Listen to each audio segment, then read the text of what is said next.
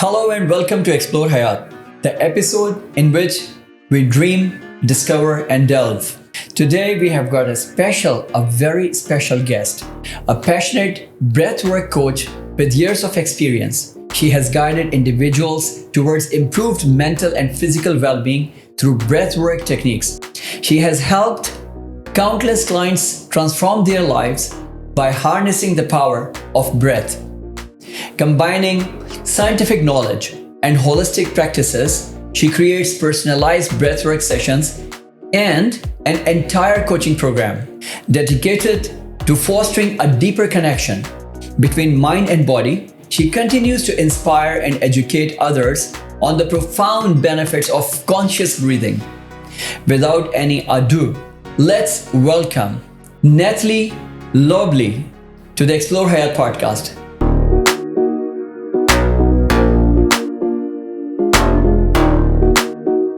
Thank you, Natalie, for coming to the show. Thank you so much for inviting me. It's a pleasure to be here. Likewise. So, Natalie, before we delve into the breathwork discussion, let's explore a little bit about your life. Let's explore Hayat. Hayat is life. So let's explore about your life and about yourself. How did you end up coming to Dubai and now you're practicing full-time breathwork? Yes, correct. So that's a very long story. I'm not going to bore you with all the details, but before I came to Dubai, roughly 2.5 years ago-ish, I was working in the Maldives as a scuba dive instructor, like something completely different. Yeah. But it's interesting. There are a lot of commonalities between being a breathwork instructor and being a scuba dive instructor. Right. So, the ocean has always been my passion. I'm super in love with all the sea animals, and then a business opportunity opened here in Dubai, not related to scuba diving, not related to breathwork, related to cybersecurity. Okay, so that's what got me here into Dubai. It was something I've never done before, and that's why I was intrigued. I like trying something new, grow and go above and beyond of what I know. And this opportunity opened, and I said, yes, let's do it. And that's how I ended up here in Dubai. And I must say, it's a interesting place to be in. Yeah. At the same time, I've done breathwork for quite a few years now. All right. It started off as a hobby, or I don't want to say hobby, but like for myself, an own personal healing and progress, and became more of a passion, The story how I got into breathing was, I joined my first breathwork session in Switzerland because I was on a holiday, and I was like, I saw a TikTok video of people breathing. Yeah. And I went there, and I thought, wow, this is what I want to do. This is what I want to be for people. Like this lady that facilitated the session, I want to be that person for other people. And that's where, it hit me later on, a few months later, that I want to become a breathwork facilitator. Nice. And the whole coaching and everything kind of developed while I was still working in cybersecurity, until the day came when I realized I need to do something that fulfills me. Right. And breath work, helping people, that is something that fulfills me. Cybersecurity pays the bills, to be fair. And it I learned a lot. It's been a wonderful experience. It's been a tough experience. It's been, interesting to look into that corporate world, because that's nothing I've ever done before. Working in the Maldives on an island, you're in your wetsuit all day. It's nothing that has to do with corporate at all. So, it was interesting. But now I'm happy to be where I am. You're happy to be where you are. So you originally come from Switzerland. Correct. And then you talked about some Maldives as well. So what's the story? So what were you doing there? That is also very interesting. So I grew up in Switzerland. I was born and raised in Switzerland. And then when I turned 18, so you do an apprenticeship. That's just how the school system works. Either go to college, do an apprenticeship, or you do both at the same time, which I did. So I do have a college degree. And I wanted to see the world. Before I decide on any university, on any studies, I want to go and explore. I want to go live for a little bit. I don't want to be stuck in that system. So something just called me to go and travel. So had you already seen Switzerland, all of it? Because you were going, No. Also, we just went to Switzerland in December with my partner, and I don't think I've ever done that much tourism in my own country. I've been to places I've never been before. So people that go to Switzerland to explore the country, like it's one of the most beautiful countries in the world. I know people keep saying that, and I'm always like, wow, I did grow up in such a nice country. And Switzerland is beautiful. Indeed, it is. I must say, it's stunning. The landscapes, nature, everything is amazing. But I was always drawn to explore the outside. Absolutely. Like there must be more to just that Switzerland bubble, and went to Australia, went to New Zealand, and I've been scuba diving since, I think 13 or so. Wow. Just, a holiday thing. And then it was just a hobby. And then the question was, okay, go out back now to Switzerland after my traveling and start studying. And I wasn't really in a mood for it, to be honest. I wasn't ready to settle and say, okay, this is what I'm going to study. I'm going to be stuck in university for a couple more years. After traveling, just living out of your backpack for months, it's nothing that you can really imagine. And then an opportunity opened up to, do your dive master course in Indonesia. In like a very small dive resort in the middle of freaking nowhere. It was a very small island off another island. So it was a long trip there. And I thought, you know what? Why not? They give me the training that I need to be a dive guide. And on the other hand, I'll just work for them. Great life experience. Why not going to Indonesia? I've never been there before, so let's do it. So I went there and I really enjoyed it. I had the best time. Got more into that scuba diving, and I was hooked. The oceans, my passion, doing something I love, showing people the beautiful underwater world and creating memories together. Whenever a guest comes, you are creating memories. So nice. These memories, they stick with them for a lifetime. True. And being part of that was such a wonderful experience. But before that, you were living in Australia, weren't you? No, just traveling. Just traveling. Yes, okay. yes. And that was my first job that I had after I left my other job in Switzerland, when I started traveling. So I was like, great, it's starting off good. And then my mother was like, okay, come home. Now it's time for uni. And I thought, now is the time to be the responsible grown up, show my mom I can be responsible and not just spending all my money abroad. I did go back home. I went to this orientation day with her. At that point, I decided to study languages, and I was really intrigued because traveling around the world just kind of opened my eyes. Communicating with different languages opened so many doors, and it's so interesting, the way language works. And I thought it's definitely interesting. And I could see myself maybe studying, but not at that time. I was like, I just done my dive master course, but now I want to teach people how to dive. I don't want to just show them around. I want to teach people from zero to hero. I want to show them and explain. That's something that, has been in me since childhood. I like lecturing people. I like, explaining things to somebody, demonstrating something. Yeah. And I developed a lot of patience in taking baby steps and showing people step by step. I don't have a lot of patience with myself, but I have a lot of patience with other people, and decided then take my last bit of money, go to Bali, do my instructor course, become a dive instructor. Very nice. So that's what I did. Wow. And then I was a dive instructor, and then I was like, okay, what's next? Next? I found a job in Maldives, and I thought, Maldives? Who doesn't want to work in the Maldives, So I've never been there. Before we move to the Maldives one, can I ask you, how many languages did you learn? How many languages do you speak? So I speak, obviously, German. Okay. We Swiss people say Swiss German is another language. Okay. Technically, it's just a dialect, but I like to say that it's a different language. Okay. We understand German, and we speak German, High German from Germany in school. Okay. But the Germans don't really understand the Swiss German, because that's just dialect, how we talk to each other. Yeah. So I would like to say that these are two languages. Technically, it's just one.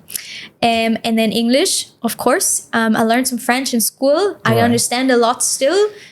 Sometimes it takes me a bit of a while to, catch up with actually speaking. Right. And then last year I started to pick up Spanish as well, because traveling to Colombia and not a lot of people speak English there. Yeah, true. So I thought, why not learn a little bit of another language? I wouldn't say I'm fluent. I can communicate super basic. Good enough. I can get around, you know, I can get the things I need. I survive.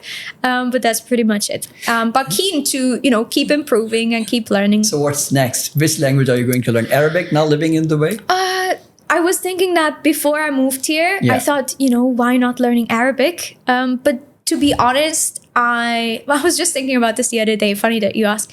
I want to get better in the languages that I already know. Like, Okay, I want to good. be more fluent in Spanish. Like, I want to be able to have a conversation like you and I have in Spanish. I want to Yeah. be able to have a conversation in French, Right. you know, just the same way. So I prefer now, instead of picking a little bit of everything, you know, it gets very confusing for the A brain. bit of every language, better to just now go deeper and learn. Exactly. Okay. Just dive a little bit Right. deeper. Can you tell me, like you mentioned about when you were working as a scuba diver instructor. yes.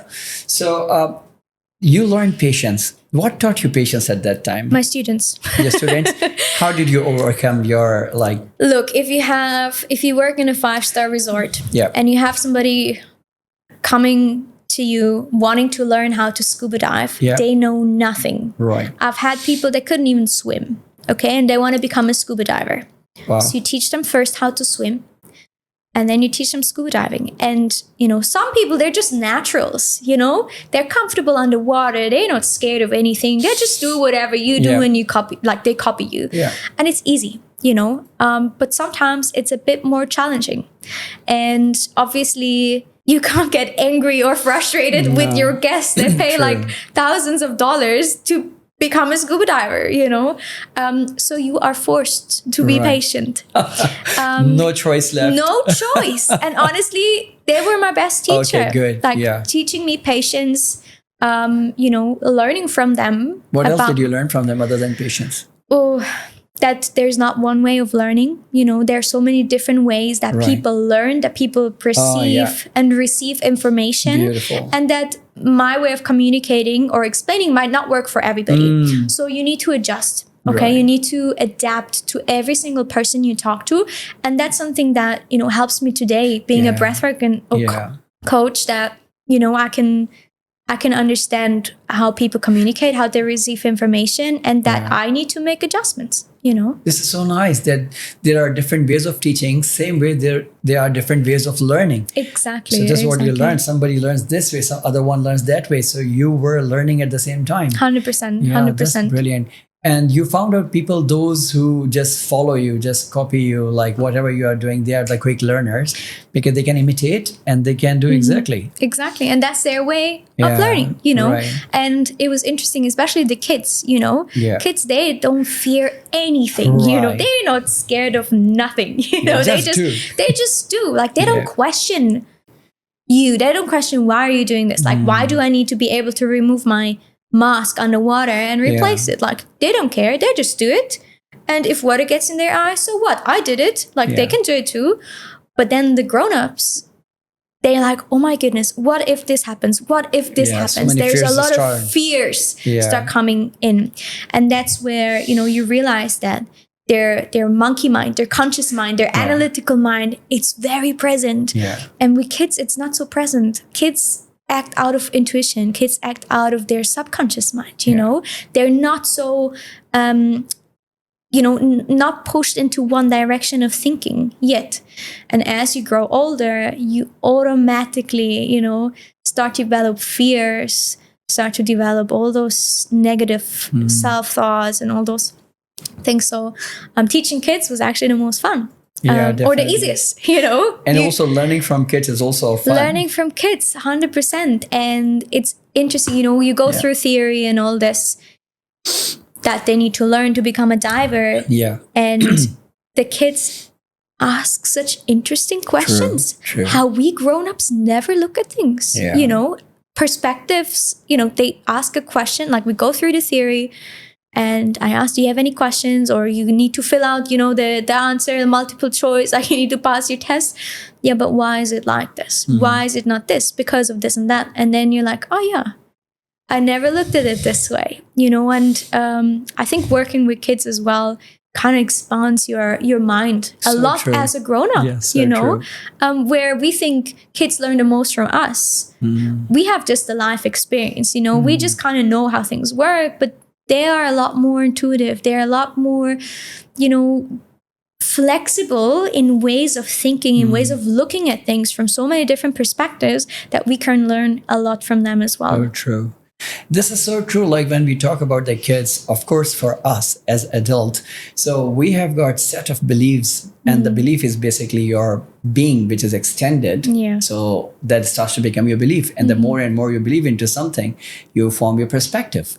So, but the kids, they don't have any belief system yet. They're still open to learn. Exactly. They're going for new things, and if we as adults start to live this way, then so many new horizons open for us. Correct. So many different ways we start to look at the things. Our Absolutely. perspectives start to change.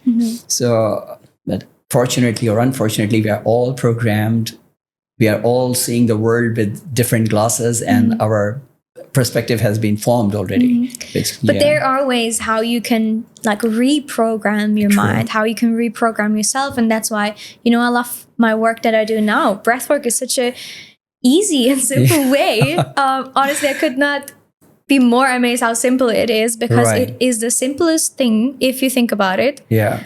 to just breathe. Right. But you can reprogram your mind in Wow. the most amazing ways. Imagine breathing, which is the thing which is with us all our life. Yeah, We are alive exactly. because of the breathing. And then we talk about the breath work.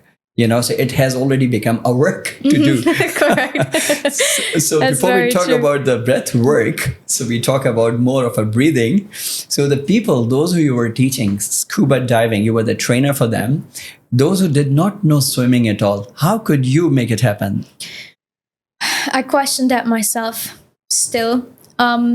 You know, I wasn't a swimming instructor, but you just roll with the punches. Like if you have a goal and you need to make it work, you find a way to make it work, right? Yeah. You have this one person, you want to be a scuba diver, your company, like your employer says, yeah, I'll make them, certify them as a scuba diver. Yeah. You can only do that when they learn how to swim. So you teach them how to swim with whatever you can. You know, you try to remember, okay, how did I learn swimming as a kid? Okay, this and this will help. Okay.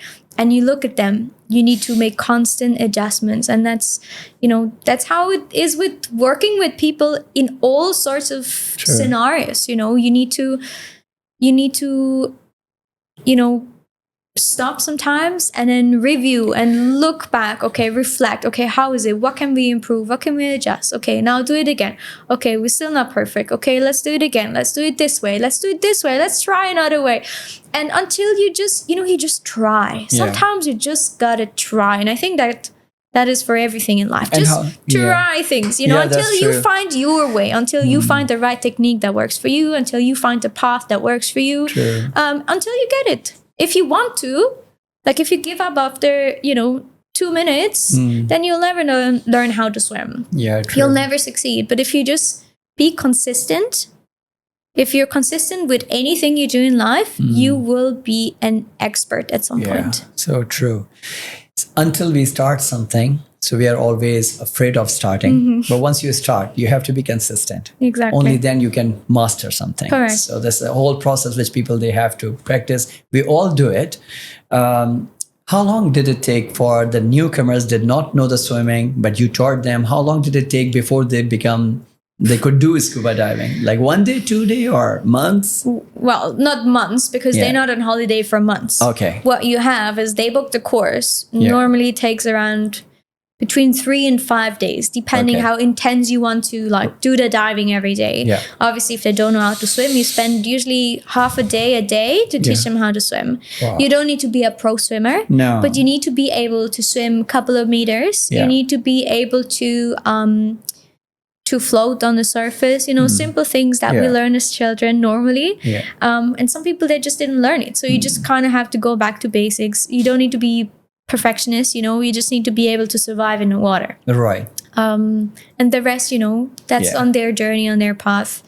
So yeah, I would say from 0 to diver, or from non-swimmer to diver, 5 days. Oh, that's very good, actually. Great progress. Well, you have no choice. No choice. You are here if for you that. don't have another choice, Yeah. you got to make it work. Another you know? good point, yeah. If you don't have any choice, you know this is the only choice I have. Yeah. Then you make it happen. And you make it happen. Exactly. Yeah. So that's where plan A is the only plan you have. There's no plan B. Exactly.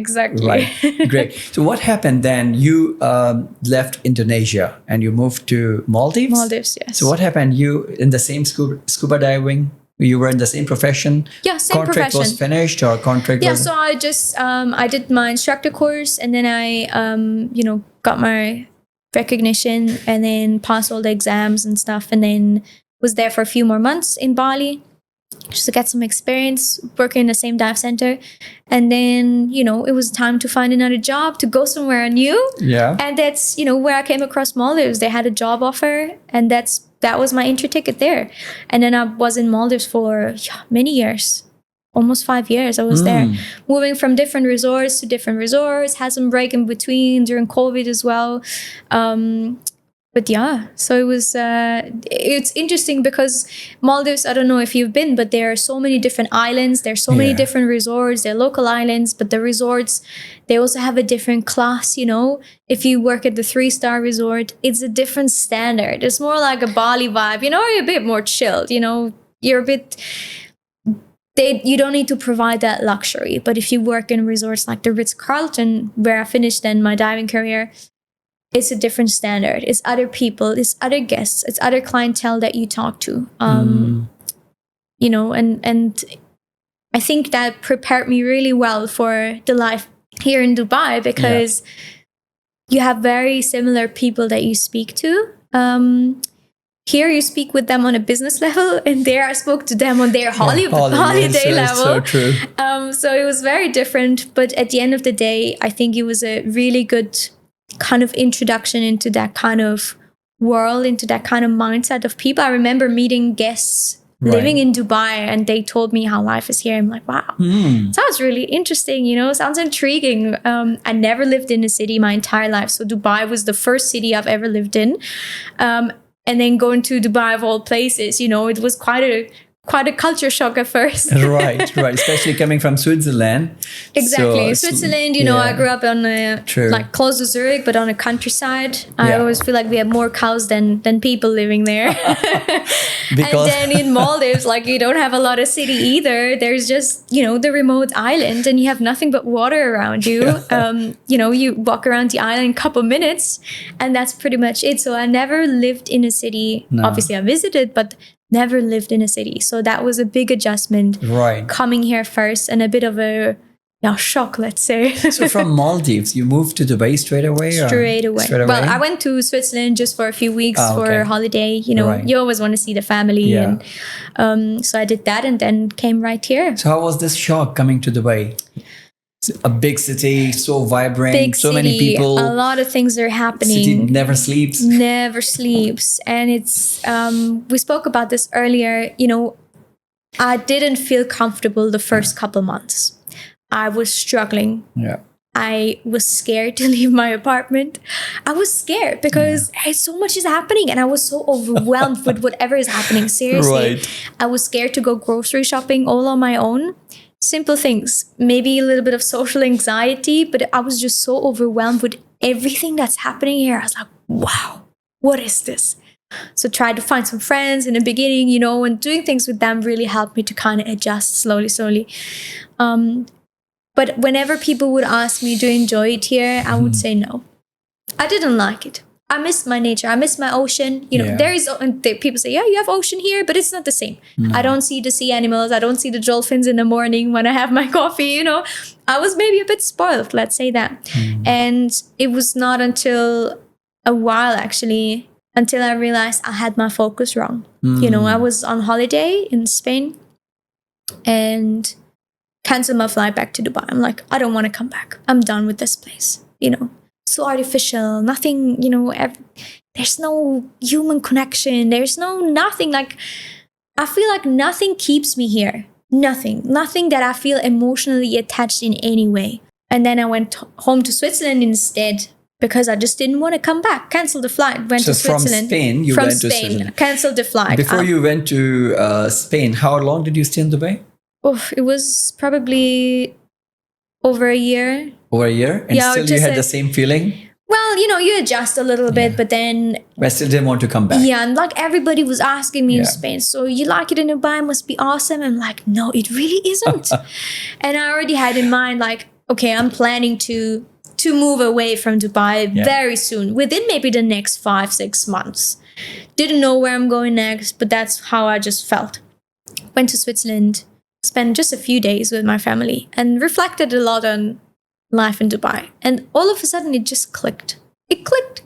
I had my focus wrong. I focused on all the things that bothered me, all the things I didn't like about this place. And then I said to myself, Natalie, you need to be honest. You can go anywhere in the world and you will find things that you don't like.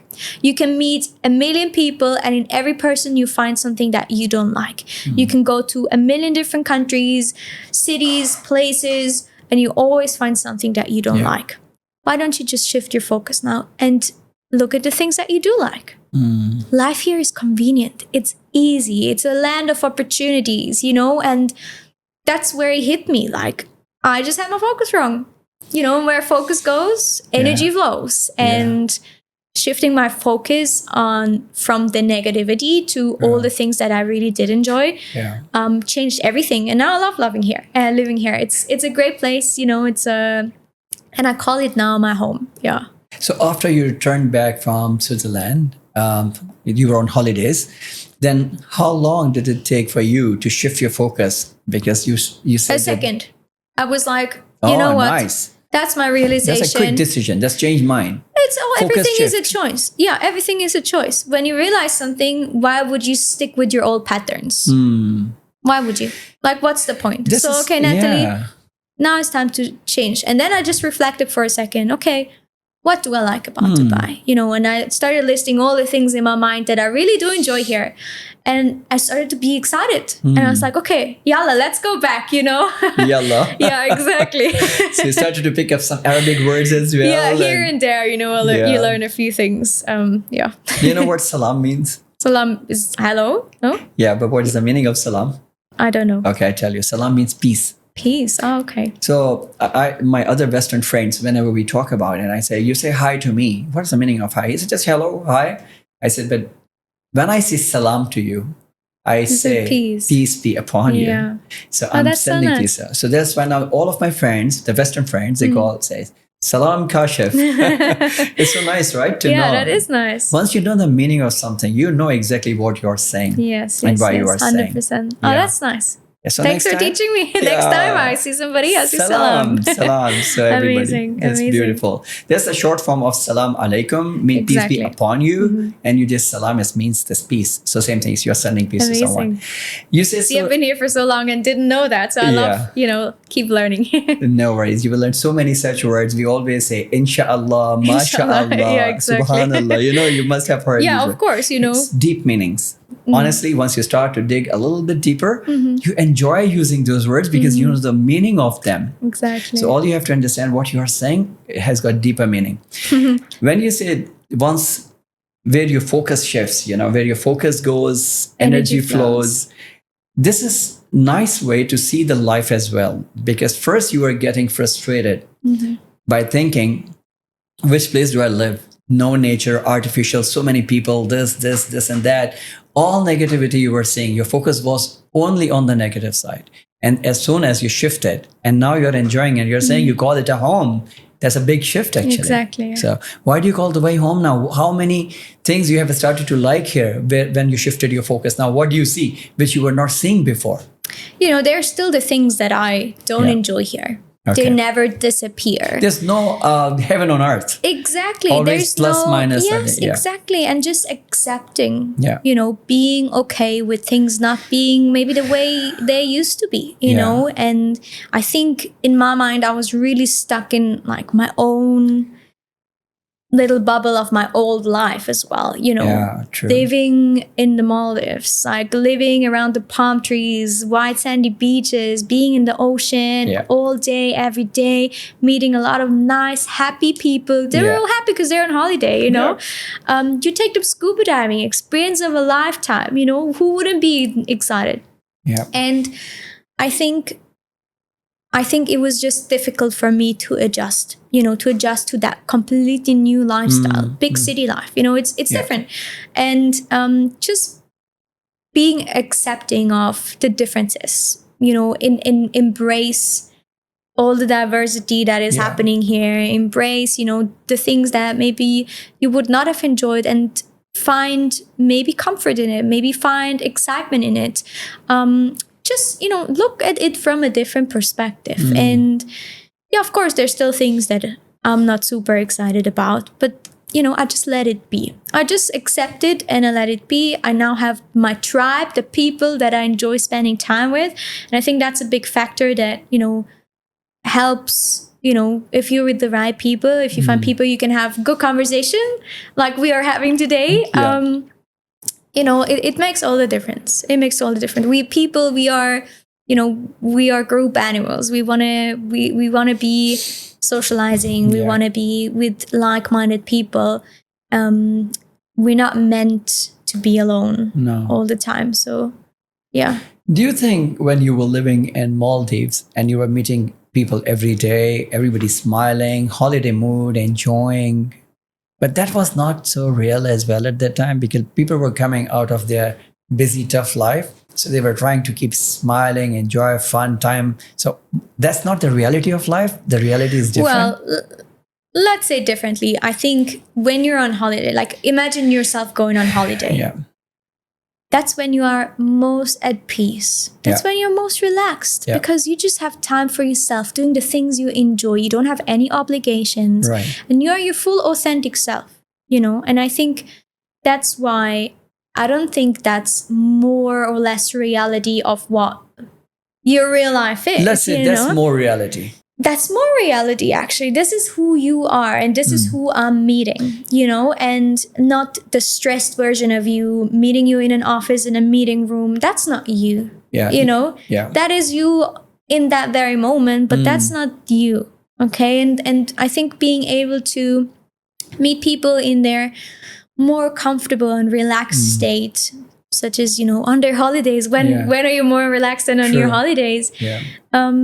Is definitely way more exciting, way more authentic than if you meet them, for example, on a business kind of level. So the real, of course, if you meet me there on a holiday mood, you will say, I'm seeing a real Kashif now. And I see him in the office, he's a different person.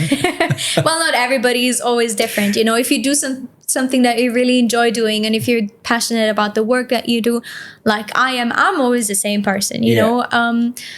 But then, obviously not everyone is like this. And not everyone has, like that, the courage to pursue their passions. They just kind of like stuck in their job, or they're focusing on a very stressful career that makes a lot of money, which is great, but maybe they're not as fulfilled. And that's where you see a lot of difference between your private life and also your work life. That's true. So living a life like a holiday all the time, happy people, surrounded by beautiful nature, doing whatever you want to do. You were loving scuba diving. So then what happened? What sounds shifted? Like the dream, eh? Yeah, sounds like a dream. Like the dream. You want to be on a holiday all the time. But let me tell you, it's not always just... It's not always like that. No. Yes. You are, there's a price you pay. Okay. You get holiday once a year, and that's normally when you go home, see your family. You don't have a holiday. You think you're always on holiday, but you never go somewhere new, explore places. So that was one thing for me that was most difficult. Second, you don't really have a lot of freedom. You work 6, sometimes 7 days a week. I've had times I didn't have a single day off for 3 months in a row, where, I was in the management, managing the dive center. We didn't have enough staff, and, you just don't take off days. That's just what you do. You work 12, 14 hours a day, and it's stressful, even though you love what you do and you do it with so much heart and soul, but it takes a toll on you after a while.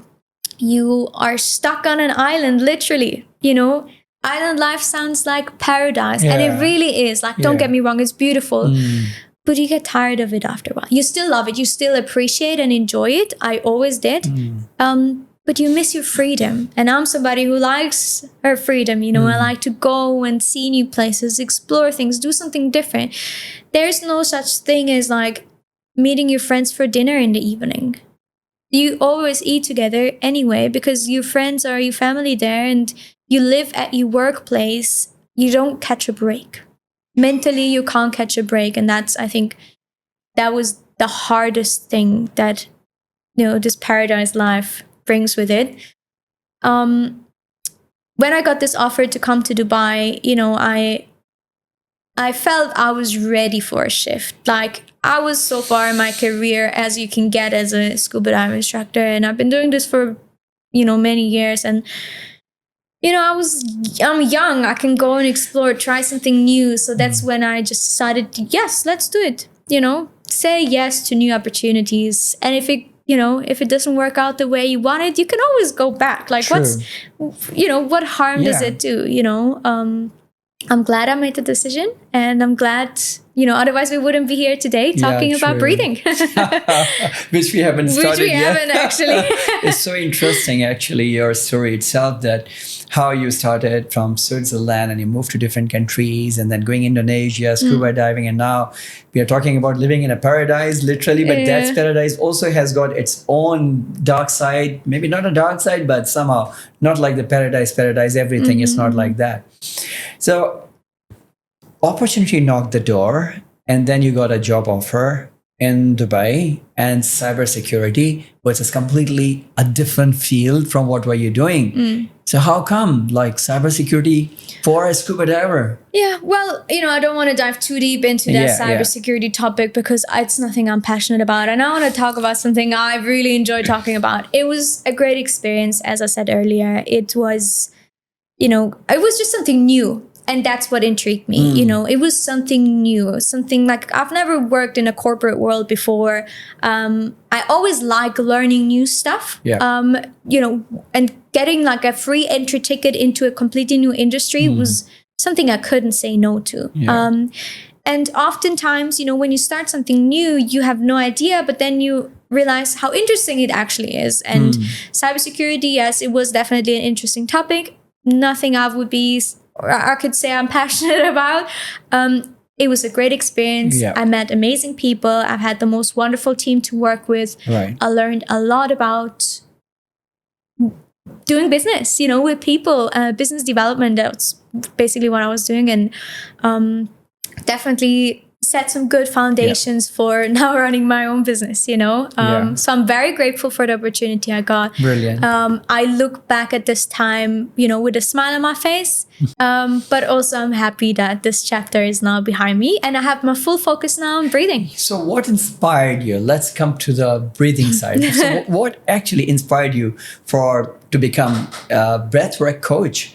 Breathing is something which everybody does, so which is a breathing again, but we are talking about breath work. It has become a work, and you are a coach for the people to teach how you should breathe. Exactly. When people ask me, so what do you do? And I say, I'm a breathwork coach. I teach people how to breathe. They're like, yeah, but I know how to breathe. And that's what I hear a lot, I think, as I mentioned earlier, when I had my first breathwork session, I didn't ever hear about such a practice before. I didn't know what is waiting for me. But in this one session, I released so much of my trauma, so much of the stored up emotions that I had in my body that I wasn't even aware of. And they just all came out. And I cried for an hour. I was just laying there and I cried and I cried and I cried. Just my body releasing all those emotions and energies that have been there for so long, just waiting to be, let go of. And I remember that lady, doing my very first breathwork session. And I was, I kept going to her sessions and I kept thinking how wonderful of a job that is, being able to create a space for somebody or a bunch of people where they work through their deepest traumas, let go of their deepest seated pains, where they are able to express emotions they have never been able to express before, that have been suppressed for so many years. People gain so much clarity, they reconnect with themselves. And I was like, this is the nicest job in the world, So true. And I thought to myself, like, I want to be that person. And this was before you started scuba diving? No, this was just before, a while before I came here to Dubai. Okay. So it was still like a little bit of a... Yeah, before cybersecurity. Before cybersecurity, for sure. Okay. Yes, absolutely. I was like, also, how did nobody else that I know ever tell me about this? Like, why did nobody else ever hear about this? Why am I the first person in my friend circle, my family, ever trying this? This was so impactful in my life. How come nobody's talking about this? And it was a shock to me. I'm like, I want to run out in the world, scream from the rooftops and tell them, breathe, people, this is your medicine. And that's where I decided, so I went through the training. And then I was doing this, little bit of breathing, little bit of cybersecurity, or a little bit of smooshed all at once, evening sessions, after my 9-to-5 office jobs, weekend sessions, So, and I was getting busy. And now the right time came where, mutual agreement was, okay, let's part our ways, and I can focus fully on breathing. And, now thinking that I can be that person for people, Right. who that lady was for me. Right. To, work through so much that I've been going through and haven't let go of. And that I'm not this person for other people, to create that safe space where they can express themselves, where they can like let go of those traumas and those stored up emotions. And it makes me, very grateful to be able to do that. Very nice. What transformation did you go through when you did this breath work training in your own life? Because you were working here in a corporate as well at the same time. So did it bring any positive impact on your corporate life? Only positive impacts. Only positive. Yes, so many positive. I think, before I joined that corporate world, I was able to work through a lot of traumas, maybe past relationships, heartbreaks, all the things that you don't really allow yourself to feel. I lost my dad when I was really young. And I always felt, okay, I've processed everything and, worked through all it.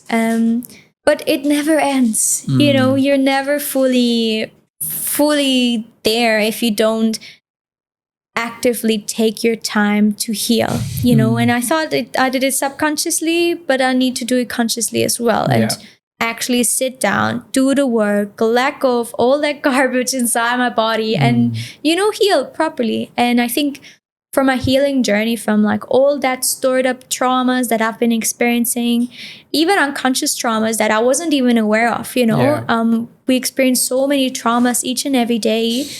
And sometimes we work through them and sometimes we don't. And, sometimes it's a bit shocking how much we actually didn't work through. So working through all that, but then, gaining a lot more clarity about what I want in life. Yeah. Gaining a lot more confidence as well, which helped me in my corporate job as well.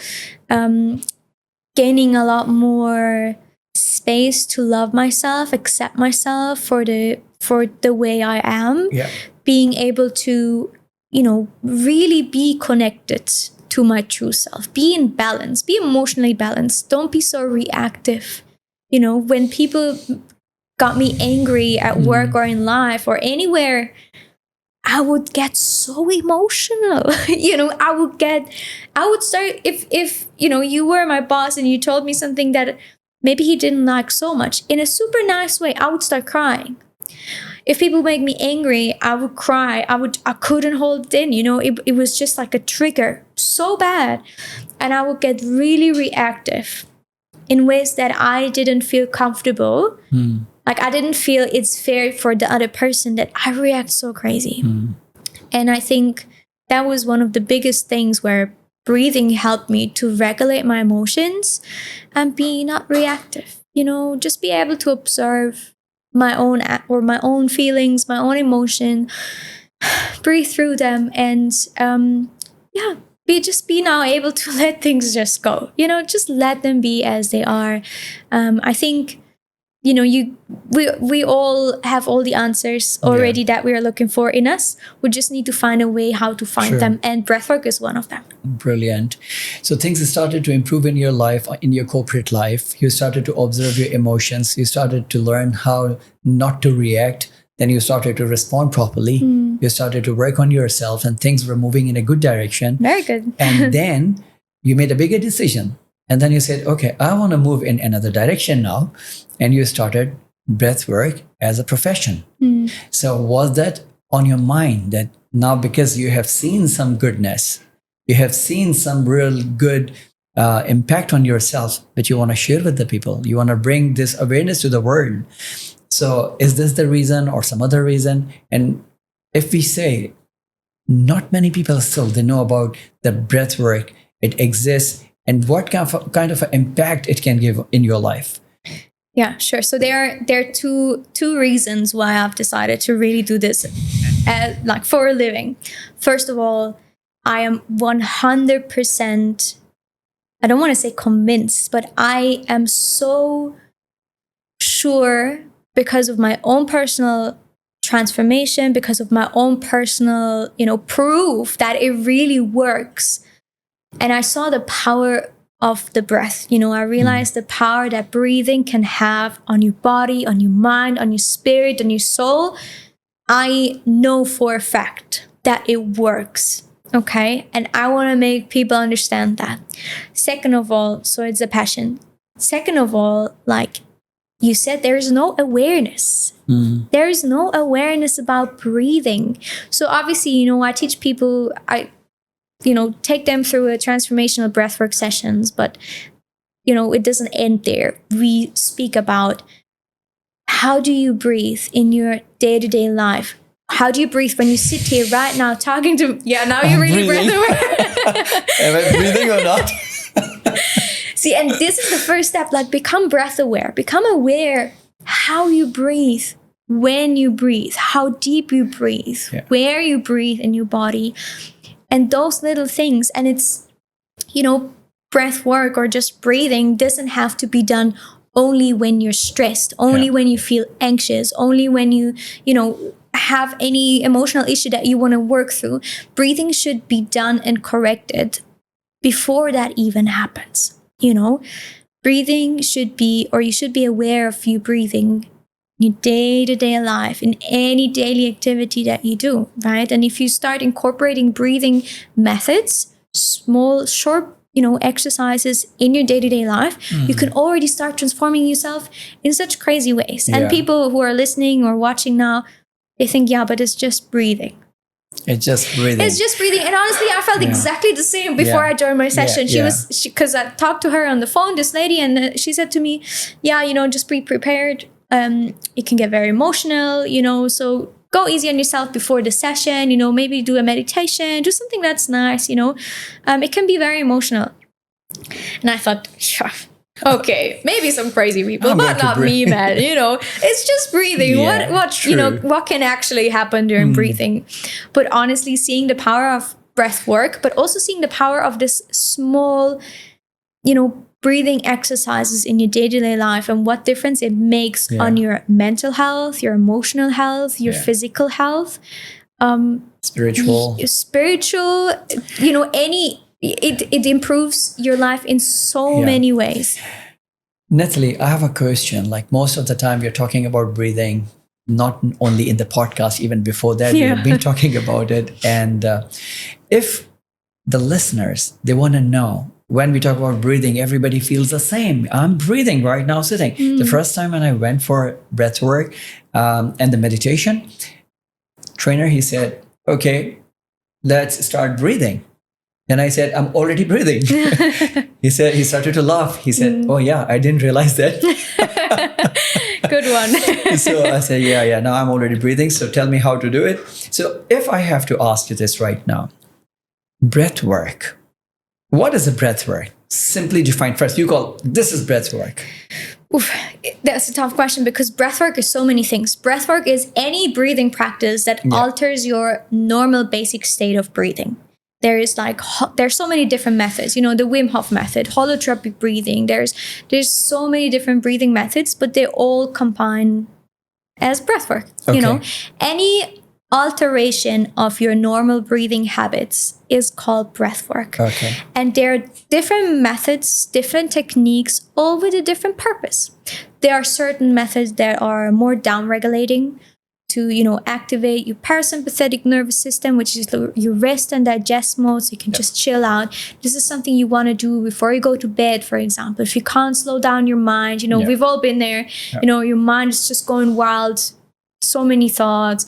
You just feel like you can't relax really. And, you know, doing a small breathing practice before going to bed can really help you, you know, to slow down your thoughts, slow down your body. But there are activating breathwork methods as well, where, you know, the aim is to activate your cells, activate your body, activate your focus, concentration, and all those things.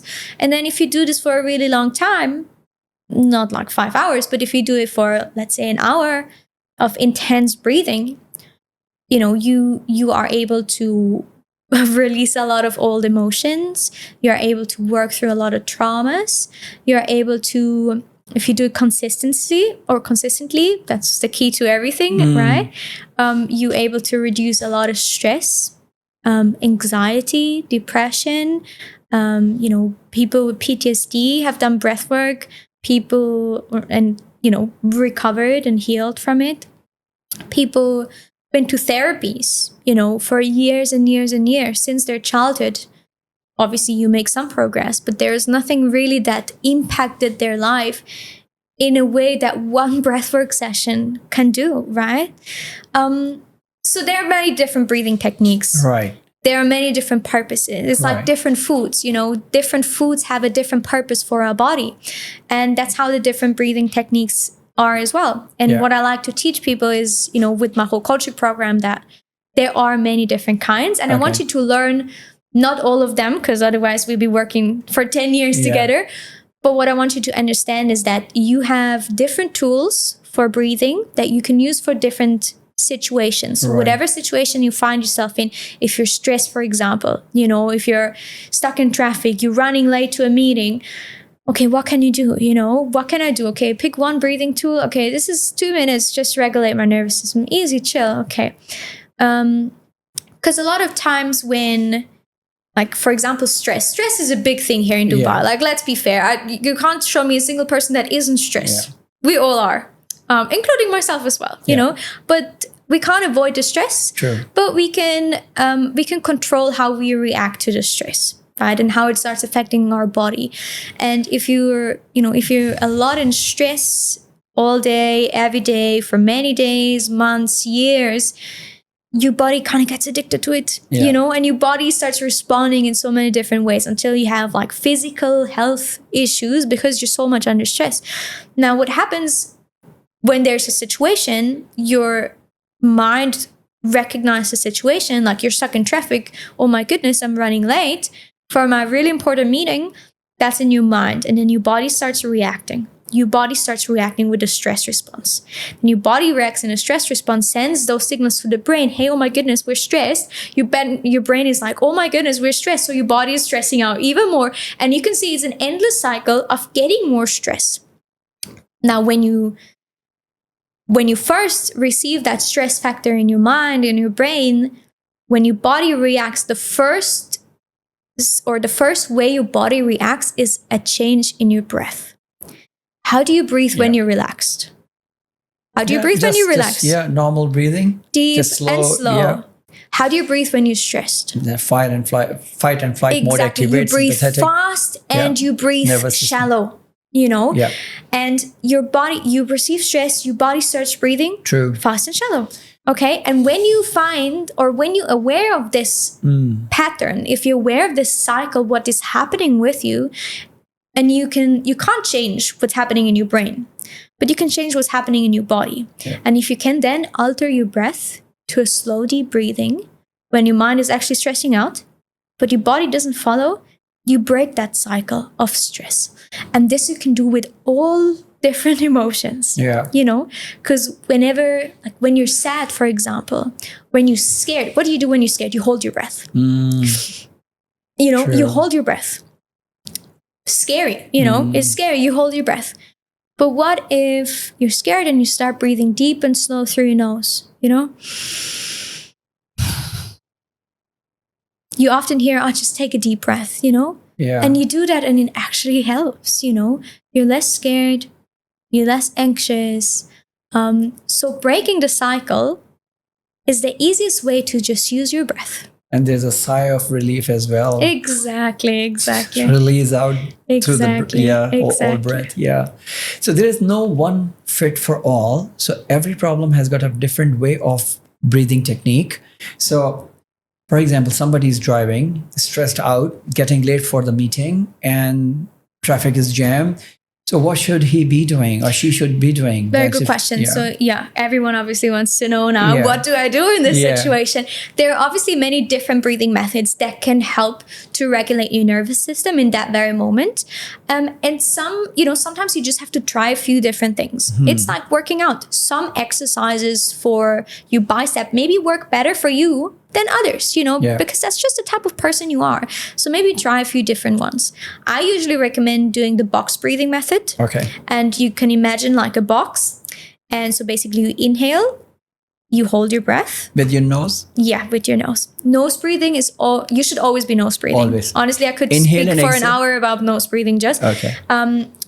You can breathe in and out through your nose, but you can also exhale through your mouth if you want to. So you inhale. You hold your breath for the same amount of time. You exhale either through your nose or with like a whoosh sound. And then you hold your breath on the bottom. And normally you would, it's always the same amount or the same count for each side of this box. Yeah. So you can envision the box.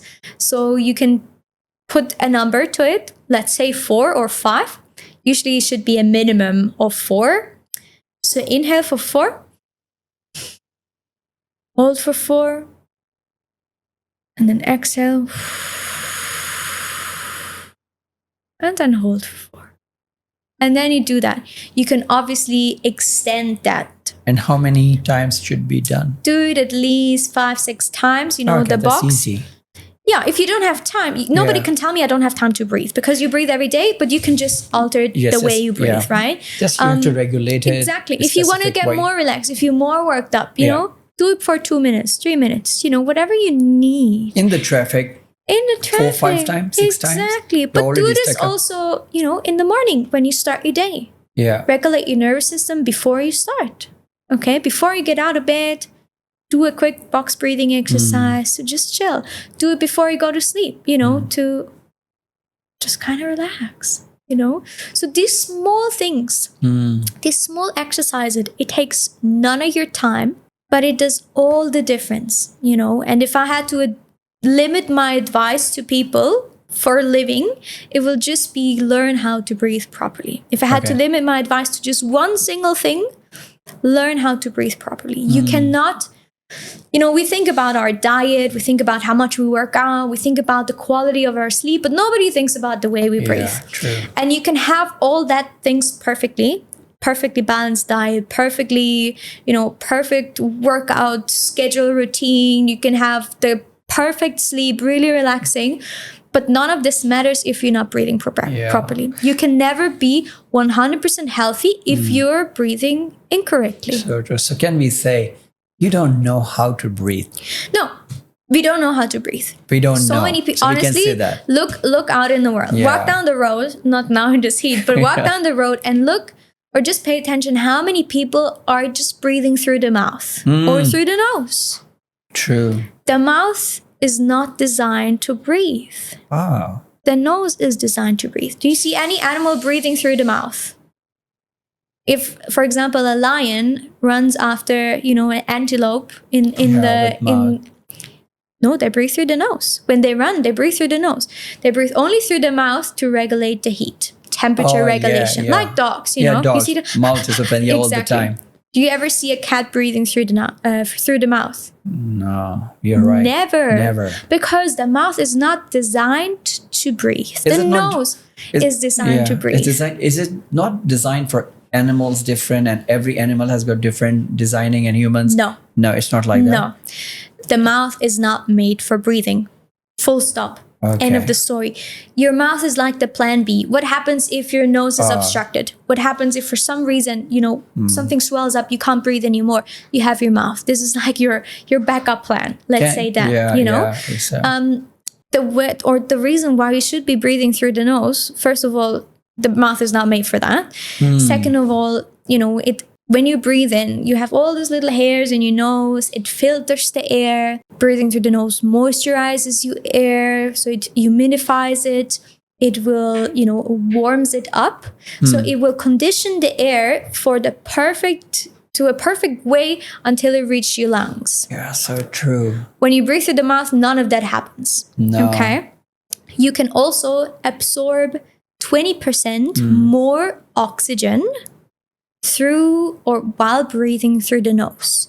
So next time you work 20%? 20% more oxygen. Wow. And if you think, okay, that's not beneficial for me, then you're just crazy, So just the fact that you can absorb 20% more oxygen by breathing through the nose, that should already explain everything. Yeah. Next time you work out, next time, you're out of breath, that's when you feel like, if you do cardio, for example, you're running, for example, and we breathe through the mouth because we can breathe a bigger volume through the mouth. That's what but I was if thinking you breathe just through the now. nose, it takes a lot longer True. to get the same volume. Yeah. But that's where it becomes a bit tricky. We get 20% less oxygen through the mouth. So yes, you can breathe a bigger volume because your body is craving oxygen at that moment. You're working out hard, you're working your muscles. What your body is craving is oxygen. If you breathe through the mouth, you don't give your body as much oxygen as you could get. Okay, and it's a habit that you start breathing through the mouth, and it's very normal because that's just how we've been living our entire life. Or probably when you quickly need oxygen, then this opening of the mouth is just pulls in faster. It's we are swimming. Yeah, but you don't see any like indigenous people breathing through the mouth. Really? No. I don't know. You don't, because the mouth is not made for breathing. When they go hunting, they breathe through the nose all the time. So now when you're working out next time, it gets tough. Even though it feels really hard in the beginning, it takes some time to get used to this. But start breathing through the nose. You will improve your athletic performance. You will be able to lift more. You'll be able to run longer. You'll be recovering a lot faster after working out. So you say inhale and exhale both from the nose. You can also exhale through the mouth. Yeah. That focuses on the inhalation.